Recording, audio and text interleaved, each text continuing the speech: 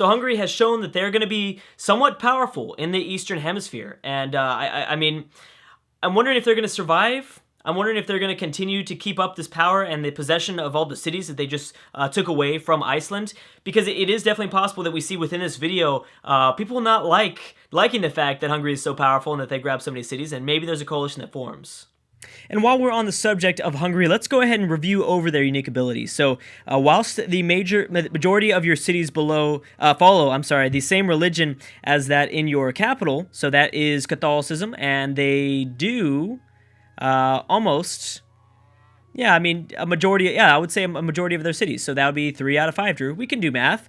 So 33% of your faith per turn contributes towards a golden age. Okay. And conquered cities slowly convert to your religion. So I'm wondering if Berlin will fall to Catholicism faster. It seems like there's the same amount of pressure being exerted on Berlin, so who knows? They have their Hussar, their cavalry unit, and I don't think we're there just yet, but they probably should get access to this very soon. This is a fast-mounted unit used to hit and run attacks. Oh, and scouting. Especially deadly when flanking attacks. Only the Hungarians may build it. I don't know what that means. More than likely, I'm assuming some sort of promotion that they're given. Maybe a flanking promotion. And then they also have their castle, which they have, in fact, probably already gotten access to. So long as the city follows the main religion, this castle increases religious pressure by 25% and faith output by 1+ for every defensive building in your city. Okay, nothing too significant there. In a city with your castle is occupied by an enemy civilization. Oh, that's right, we knew about that. When one of their castles is in a city that is occupied by an enemy, that city will continuously do 30% or 30 damage per turn until it is either retaken or there's a peace deal. So that's pretty cool. More than likely, I think a lot of these castles are in fact built in these Hungarian cities. So if someone's going to want to take down Hungary, it's going to be tough because of those castles. As we just read, 30 damage every turn until Hungary either takes it back or there's a peace deal. So wow. That should be interesting to watch. And they have to build these castles, though. They just got access to 2 new cities. I'm sure they have. I would assume they've got the castles already in, some of the majority, the main 3 that they already have had control over. So I would think that they I don't know. They're in a kind of a good position, almost like Vietnam, where they have a little bit of extra help when kind of defending and stuff like that. Okay, so we have another World Congress coming up soon. Embargo of Iceland. Well, Iceland only has this one city left, and I should be kind of keeping an eye out on this, because that's the cool thing about this map is that, there's not that many cities. So because there's less cities, when a city actually falls to another nation, it's super significant. So I really like that whole, sort of thing about this map. And unfortunately, I thought we assumed that Belgium would be going out and attacking. I know they only have like a caravel and a privateer. I think that some of these can't go. Well, if they get, I don't know if they probably don't have military access through Prussia. I don't think they probably like each other, but still, surprised that they're not going over here and at least trying for this final Icelandic city. So what do we got? Afghanistan has publicly denounced Vietnam. Ooh, did they peace out now? I didn't know that they peaced out. They must have, because they wouldn't have been able to do that. Belgium and Canada have signed a research agreement. Also, over the last in the previous video, 3 influential. The Philippines have become influential with 3 out of the 16 nations here. So in the last video, the Philippines chose autocracy to go down, and that's actually hurt. They don't have very good happiness. I didn't realize that. Canada's chosen order, so I'm wondering if that's going to break down that alliance. Usually it doesn't right away, but it will take some time, and it will eventually. They usually don't end up liking each other too much. Very interesting, the Philippines choosing autocracy. That's going to give them a lot of military power. I wouldn't be surprised if Vietnam chooses autocracy as well, meaning, they might team up against Canada. I don't know if the AI recognizes how close Canada is to winning this game. We have some ironclads out here, which are pretty powerful units, ship units. Again, that's what I really think. Canada's biggest, I think one of the best parts about their military is that they're one of the only nations that has a significant fleet in this world, and they can do some major, major damage. Australia and Finland have signed a research agreement. I can't believe how quiet Australia has been. It's a little bit. I'm wondering if it's because of the whole puppet, mechanic that they have going on. They're probably going to do good in terms of rushing for a cultural victory, but good. Some of those coalitions for Vietnam are finally starting to end. It's been such a long time. I'm wondering if they don't have. Yeah, I mean, Australia is in a tough spot because they do have puppets. I don't think. I don't know exactly all of the, bonuses and stuff like that to the Australian Civ. I don't think they can build units out here in these puppets, as of my knowledge. So that would explain why they aren't going to war and why they're staying so quiet. Because Sydney, they probably don't want to invest too much time and production in Sydney to build units, I imagine. Canada and the GA signed a research agreement. And we have Belgium denouncing Vietnam. Australia denouncing Vietnam. So those denouncements are still going on. Still nothing there. Nothing significant. Everyone's just trying to eliminate these guys. And whoever does it is going to take some big penalties back. They're doing a lot better, though. They got themselves a crossbowman. I think Canada is still at war. So, maybe this is the fleet to do it. This might be the fleet to do it. Prussia. Maybe. It looks like it. They're going to kind of swoop around here and then boop. But, again, we talked about this two previous videos ago, that would mean some really, really bad things for Canada. I imagine that would be just the final straw. The world, I don't think, is going to like that at all. I'm going to go ahead and not vote. Just a bunch of embargoes. Again, like I talked about, the AI isn't super smart about choosing the right proposals. It's very, very strange. Actually, they might be going down south for this final city here. Either way, eliminating a nation, whether they take this Icelandic city or this city here, it's still going to upset a lot of people. These are both the final cities for both of these nations, so it will for sure upset a lot of people. Afghanistan's staying quiet, and they've had control over this natural wonder for quite a long time. These embargoes have passed. Broadway, built by the Philippines. Peace deal. Oh, okay, so a peace deal. Okay, so maybe Canada isn't going after Iceland. They might not. Vietnam, yep. Oh, yep. That's what we thought. They're going straight. Oh, my goodness. Oh, my goodness. Now, that was a war by the Philippines against Vietnam. This is a huge war. This is huge. Okay, so let's see what's going to go down. We have Vietnam constructing the Louvre in Hanoi. Now, this is big. This is very big. Afghanistan's not going to play any role, but Afghanistan would. It would be interesting to see if Afghanistan would join in. Also, let's not forget that the Philippines went autocracy, which means they got two free tenants by being the first to choose autocracy, so they probably got some pretty good military policies. Anyways, Afghanistan could be this sort of deciding factor if somehow, now I don't think it's possible, but if somehow Vietnam calls in Afghanistan, then maybe we could see something, positive here. But I don't know. Either way, I see. Look at this attack strategy that the Philippines are going to try. They're going to attack Hanoi from the north, using and having to maneuver around the lake. That's not smart. They're going to take some huge damage when they do ultimately embark their troops. This could be a major win, a very major victory for Vietnam, but who knows if other implications are going to happen. Who knows if Bulgaria was the one. Who knows if more people are going to join in or not. I think it's possible. I think it's definitely possible. Oh, Canada let them go. And wait a second. Now, who is this? And why have they always had open war? Yeah, because they've been friends. I believe they've been friends. So here go the Philippines. Again, I'm quite interested to see how the Afghanistan nation, how the Afghans kind of look at this huge war that's going on right next to their borders. Do they decide to help out? Do they attack the Philippines? I don't know. And also, what city-state got pulled down? Okay, Milan's not a big deal. Yeah, Milan's out here. They're not going to cause much of an impact to Vietnam at all. Canada has, denounced Philippines, Belgium. Okay. Wow, this is a big one. This is a really, really big one, especially because if the Philippines lose a lot of units here, which is possible, what's Canada going to do? Canada has shown some major aggression so far in this campaign, so I don't know. And we know that they probably don't like each other that much. They probably don't like each other as much. Dang. The battle for Hanoi has begun. A peace deal, okay. Champa and Finland signed a research agreement. GAS and Belgium signed a research agreement. This cannon unit is going to be in a tough spot. Now, I need to see who goes first. Whose turn processes first? Is it Vietnam or is it The Philippines. It's the Philippines. Okay, so their turn processes first. That's something really, really important to remember. Hanoi's being attacked. Wow.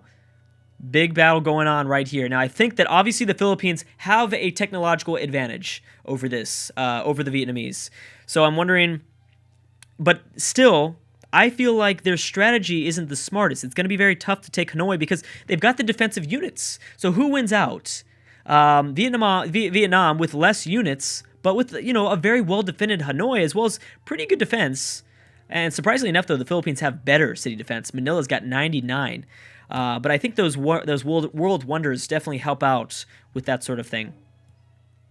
So yeah, some people that I'm wondering how they're going to take this huge war is Canada is obviously I think on a lot of people's minds. What are they going to do as this war breaks out, and then what's Afghanistan going to do? And let's just double check and see who is winning the technology game. Is Afghanistan still up there? Because that might have been just kind of a fluke. Is that the word? A fluke? Afghanistan is still there. But they've dropped a little bit. They're in 4th rank now. Looks like they only got 1 technology. I don't know. Maybe they got up a bunch of research agreements and just boom, all at the same time. Canada's still 4 techs behind the Philippines. Hungary, only 5 techs behind the Philippines. So Hungary's doing good. Surprisingly enough, Belgium's doing very good in technology as well. In 5th rank, 47 technologies total. They might only control 2 cities, but still, actually 3 cities. No, that's Almaty. I'm sorry. I was looking at the mini-map, and I thought that was the same color. That's not the case there.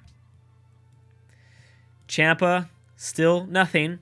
But, I mean, I still give him credit. Still give him some credit. Canada and the Champa are now friends. Ooh, that's another vote. That is another vote. I feel like Canada's a little bit too aggressive, though. I feel like they're going to join in. I think they're going to do something, to be honest. I think that the Philippines are going to lose a lot of units here. And Canada's just not doing anything. They're probably just twiddling their thumbs like, what are we going to do now with all these units? We've got a military. What should we do with it? Oh, man. The world and like all the proximities, I mean, it's a big deal. I just want to see who's the coalition going to form against. Is it going to be a coalition against the Philippines or Vietnam? Because Vietnam could get a coalition, a small coalition. No one really is going to impact them that much unless... If Canada declares war on Vietnam, I don't think it's going to be the same results as the beginning of the series. I don't think they're going to get open borders, first of all. Bulgaria could do some damage, maybe, but you got to remember they're kind of far behind in technology. Not too far, but still a little bit. Enough to be significant. I don't know why you guys are doing this. You guys are wasting your time. And, well, I guess it's kind of keeping the world a little bit more safe. Things aren't just totally breaking out. Canada's not doing anything with their fleet. I think Canada might be thinking about going after Afghanistan soon. Oh, Hungary joined in against Vietnam, so that answers my question. So maybe it's Hungary, but then again, you can't. Hungary, Hungary's gonna have a really tough time. I mean, they probably have open borders, but I doubt that Hungary's gonna really make a significant impact here. Yeah, no, I really doubt that. Goths have been building up quite a big navy here in this middle lake. I really like that. It seems like they've kind of built up a bigger army too. We got another war. Boom. Oh, jeez. So another coalition has formed. Finland, Canada, Iceland, only 1 city, Champa. The Pope. So yeah, this is this is the second time that the Philippines have kind of... Oh, no, it's actually not the Philippines. The first time got started by Canada. The second time, I guess now, was kind of started by the Philippines. I still think Vietnam could be okay, though. That's the weird thing. But they cannot attack this city. They need to, kind of keep their units back here and protect and stay safe. They definitely need to stay... It's possible for them to stay alive. I could see it happening. Does Canada have... They do have open borders. Okay, so that is a problem. It is a problem that Canada has open borders through Filipino territory. So, oh my gosh. And that's just a huge mobilization in the north there. Lots of unit movement and stuff like that. Wow. Well, it's still going to be close, though. They still have ranged units to defend. Hanoi, at least. Hanoi's a big city, 34 population. I want to see who that's going to fall to, though. That's the thing. I want to see who it's falls, because there's no one... I don't think we could... I think there's a pretty big stalemate between... I don't think you could argue that Canada or the Philippines, one is stronger than the other. I think they're both pretty alike in a lot of different ways. I think that it could go either way. Really depends on, when one of these nations decide to strike the other. Yeah, so I really think that it depends on when they want to strike.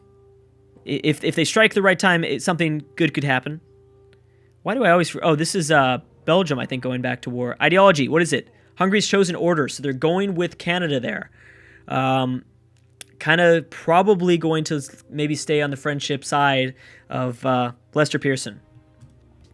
And boom, jeez, another Eiffel Tower has been built, and it's just that technology dominance that they have. That's the reason.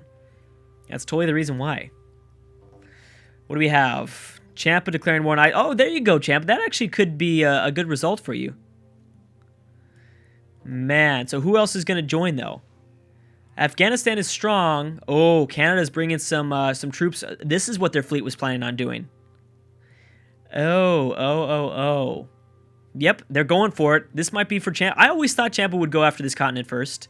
Or this small, subcontinent, I guess we maybe should call it. I figured they would be the ones to colonize this area first. They didn't do it, but they might be able to take it away from Iceland. Although this is not going to help their relationship with the world. The world's not going to be too appreciative that they eliminated this nation. Probably not, I would assume. But, it's whatever. It's fine. I get it. Oh, geez. And that's kind of the final nail there. Afghanistan joining in against Vietnam.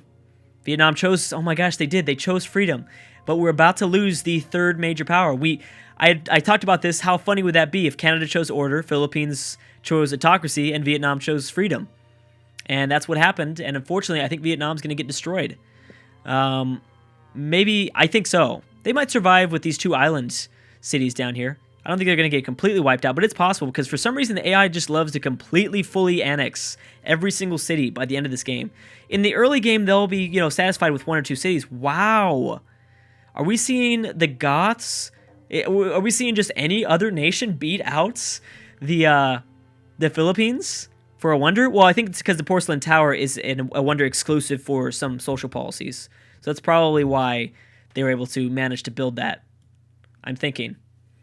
Afghanistan, I don't think, is too friendly towards the Philippines, so I don't think they have open borders, which means that they probably can't do too much damage. Yeah, they probably can't do too much damage.